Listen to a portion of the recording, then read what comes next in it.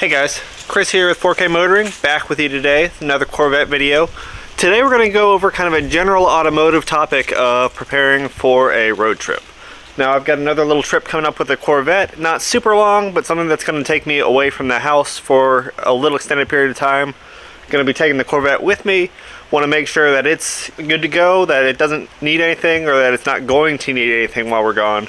I know there's a couple checks that you guys are probably already aware of how to do on your own, but I just want to make those points here so you guys are at least refreshed about it, and make sure you keep that in mind whenever you take a road trip, especially if you do it in traveling for the holiday seasons.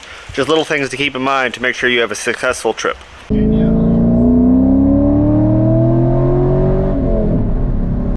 First things first, we got to make sure we switch our summer air out for some winter air here in our tires.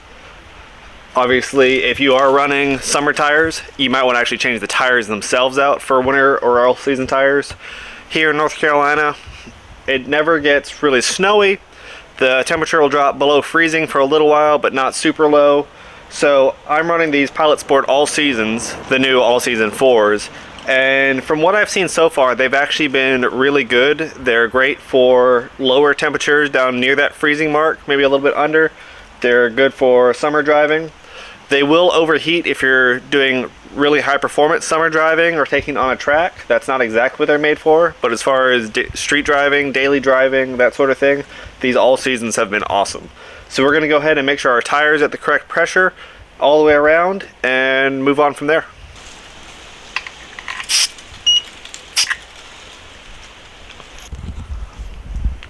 Well, you guys can see we're right at 30 psi, which is right where we're supposed to be with this car.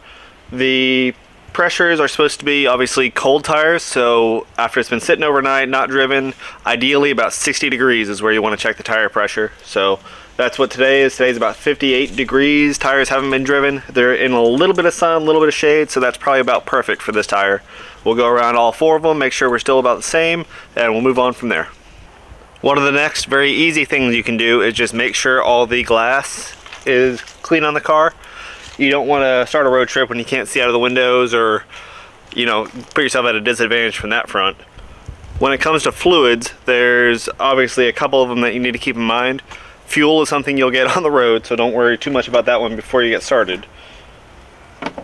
But one thing that we definitely want to check is our oil level. This car has developed the unfortunate problem of the oil pressure sensor going out. Very common thing with these LS motors. The sensor itself is only a couple dollars, not expensive.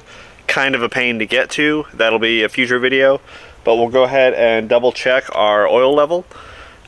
This car is still having the issue where it's slightly dripping out of the drain plug on the bottom. We have to correct that pretty soon. So we know it has oil because it's leaking oil. So pull this out the first time, just wipe it clean.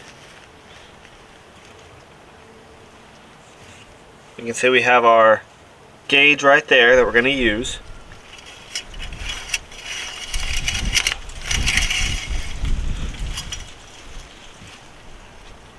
Alright, so we can see where we are on that gauge. We are above the add, but below the max, which should be fine for this car. Again, this oil is cold right now. It will expand a little bit as it gets warm. So I think that will be fine. With this car, because of the known oil leak, I do have a little bit of extra oil I carry with me in the car. I have 2 quarts in the back just in case I need it. So far in the total time I've had this car, I've had a low oil level reading once, and that made me add 1 quart and I was fine. So with the 2 I have in the car, it should be totally fine for anywhere I have to go. Another point to check on these cars, applicable to all cars obviously, but for the Corvette, the coolant level is something you should take a look at.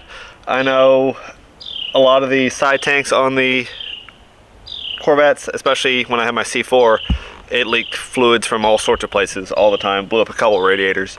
But we can see on the very front of our coolant reservoir on the C5 Corvette, there's a mark that says full cold, and our fluid is right up at it. So we have a full coolant level on this car. The battery is something that you guys have seen plenty on this channel, so you guys have seen my electrical issues and where I've come.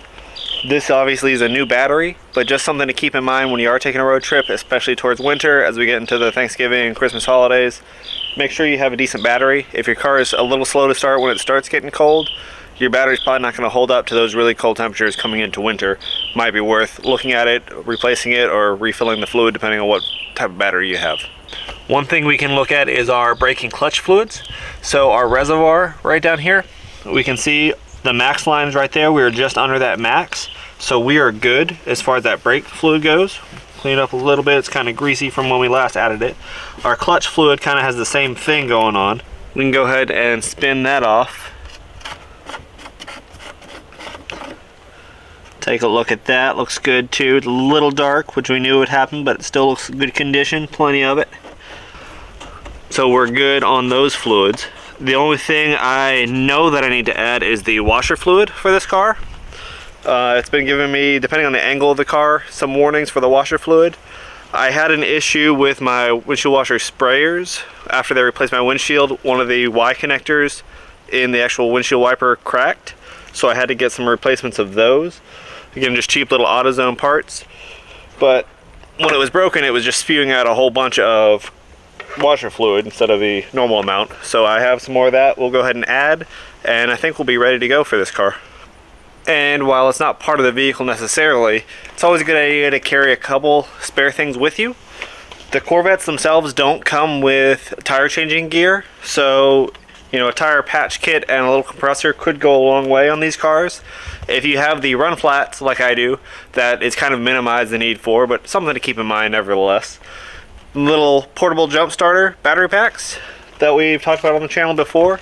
Always good to have with you. If you have one, make sure it's charged before you go on a trip, just in case you need it. It's nice to be self-reliant instead of depending on somebody else. Like I said, we have our oil, we have some cloths, some cleaning supplies, we have a couple flares in case we need them, and that's about it for vehicle checks and making sure our car itself is ready. Next thing you have to do is just make sure you have everything you need to pack with you and get on the road. Alright guys, well I hope you enjoyed this quick video. I know it's not something that's probably new to most of you guys, but just a little bit of a holiday reminder of making sure your vehicle is good to go before a decent road trip. So with that, I'm Chris. You've been watching 4K Motoring. If you haven't already, go ahead and hit that like button and subscribe for future videos. We'll definitely have more coming to you soon, and thanks for watching.